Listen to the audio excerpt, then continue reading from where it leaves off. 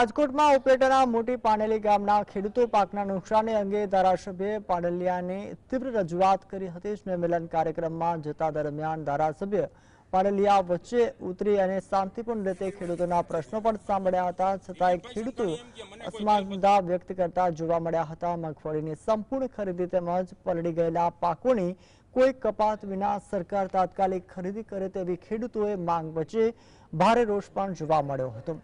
આ અંગે ધારાસભ્ય પાંડલિયાએ પણ જણાવ્યું હતું કે સરકાર ખેડૂતોની સાથે છે અને માનનીય મુખ્યમંત્રીશ્રી તથા નાયબ મુખ્યમંત્રીશ્રી ખેડૂતોને સહાય મળે તે માટે તાત્કાલિક નિર્ણય પણ લઈ રહ્યા છે।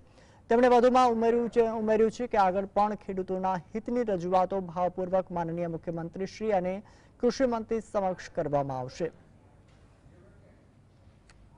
રાજ્ય સરકારે માનનીય મુખ્યમંત્રી અને માનનીય કૃષિ મંત્રીએ જાહેરાત કરી કે કોઈપણ જાતનું સર્વે વાડીએ જઈ અને કરવાનું નથી અને પંચ રોજ કામ કરી ગ્રામ પંચાયતની કચેરીએ સર્વેયર અને ગ્રામસેવક અને તલાટીની હાજરીમાં પંચ રોજ કામ કરી અને કાર્યવાહી પૂર્ણ થશે અને વહેલામાં વહેલી તકે સરકારે તો 3 દિવસમાં જ કીધું છે, વહેલામાં વહેલી તકે બધાને સહાય એના ખાતામાં મળી જશે।